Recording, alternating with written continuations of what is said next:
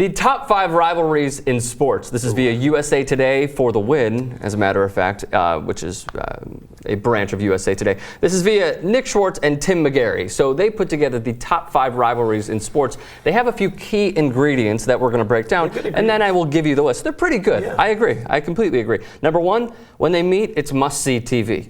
I agree with that. Number 2, both teams need to be near the top of the standings in the last 5 years. So not just that year, within the last 5 years. So that's also cool with me. So it has to mean something, obviously. Number 3, they meet every year, of course. Number 4, location matters. And number 5, teams may only have one true rivalry counted. So omit the Michigan states. The other one they note is Oklahoma State, Oklahoma. And why is Oklahoma State omitted? You will see right now. So if we could pull up the first rivalry via USA Today, the Red Sox against the Yankees. Now, I know that Seth is also a humongous Yankees fan. He's given me the thumbs up, so obviously that's cool with him. A great disdain for each other. Agree or disagree, gentlemen? Yeah, agree. 100%. No doubt. Even though of those rules, I'd like to cut it to 3 years on the level of the relevance of winning. 5 years, I think, a little too much. 3 years? That's what you're saying? If you've been sucking for the past 5 years, I'm not as interested. Well, it's 1 out of every 5 years, so technically they'd be sucking for 4 years, and then they come back. I thought they have to be good consistently. I mean, if say the last time they were good was 5 years ago, I'm thinking that. Okay, I took it as they're good once every 4 years, so that 5th year that they come back. In 5 years, it'll be relevant once. Right. Yeah. That's basically what they're saying. Okay. And obviously, these two are always going to be relevant. What's number 2? Duke against North Carolina. Yeah. Every time that they play on ESPN, ESPN2, they're never on ESPN2. ESPN, I always watch. Yeah. Every time, no matter where it is. I love seeing Cameron Indoor, whether it's on CBS, ESPN, what have you. But every time they play, it is must-see. It's always must-see TV also because the way they put the program together, they make sure you have some background on how everything is still happening, even from just some fans in the stands. So you're saying because of the build-up? Is that what you're saying? Yeah, it helps, and it's worth it. I agree. Okay, you agree as well? I agree. I especially love it when Cameron endorses. Yes. I love the been? Dukies. I've been one time. You have? I have. How awesome Not for a North Carolina game. No, but you were there. I've been there, yeah, for How sure. was it? Against Maryland. Crazy. Yeah? Yeah. Oh, they were the crazies of Cameron? Yeah, that's what you're saying? were, yeah. Gotcha. All right, what's next? Rivalry number 3. Do I even have to say it? I mean, everything explains it right here.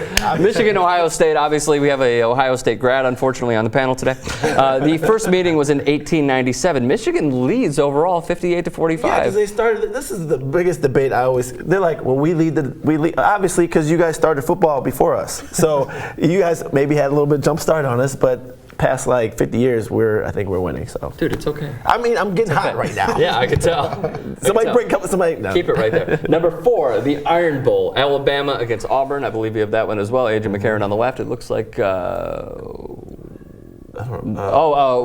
Washington is on the right. Yeah. So this one started in 1893. 1893, the Iron Bowl. If your rivalry name is called the Iron Bowl, you're going to be in the top 5. I feel like. Especially, and I think obviously, if you're willing to poison a whole group of trees, don't bring that. I was thinking that. I mean, there's some true. Because I feel so bad. I'm so mad that they did that. So you're saying that speaks to the rivalry? Yes. Yeah. To like somebody really hate them hates them that much. The communities are severely affected by this rivalry. Like, you really hate somebody that much, you're going to poison these trees that have done nothing to you except this is their corner. Was it Toomer's corner, right?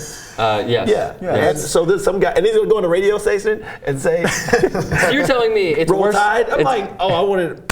You forgot Dam, Roll Dam Tide. I would have fucking crow hopped him. That rivalry started 1893. Alabama leads 42-35. Number 5, and lastly, via USA Today and for the win, Texas and Oklahoma. They're wearing camouflage on the right. No, because I think those are the troops in the back. That okay. I was going to say, I've never seen those jerseys from Oklahoma. Yeah, because Oklahoma's cheerleaders are ugly. Really? It's saying it's the camouflage guys are cheerleaders. Okay, gotcha. But I don't know if I agree with this last one. I don't know if this last one. I don't know. The Red River Rivalry, hang on. Total meetings 108. Texas leads 60-43. The first meeting in 1900. 1900. Why are you unsure about this? I mean, I'm probably going to get a lot of hate mail, but I just don't. Hate mail? I don't know. They still have that? Maybe I haven't seen it live, so I can't say, but it doesn't have that like appeal factor to me. Like, it's not like must see TV. It doesn't make me be like, okay, let me shut everything down and watch Duke, North Carolina, or something. It's kind of like, all right, who won? It's every once in a while to me. It's not constant the same way you're talking about. It's like I'm flipping through. I'm like, oh, this is cool. Let me watch the game. It's not like I'm gonna shut everything down for this game. Understood. I feel like it depends where you're from in the States. It's all region based. So like I'm Midwest, so out of anything, I'm gonna totally watch Ohio State, Michigan. I mean, I was gonna ask you guys this later, but all bias included, Indiana-Purdue is a humongous rivalry in the Midwest. So it's not necessarily everywhere, but it is. Yeah, exactly. It is to me. So I mean, out of anything, from what we've seen here, is there anything that was left off that should be included? I'm biased too. Notre Dame's USC. It's one of the oldest college football rivalries of all time. They canceled it. They just canceled it, unfortunately.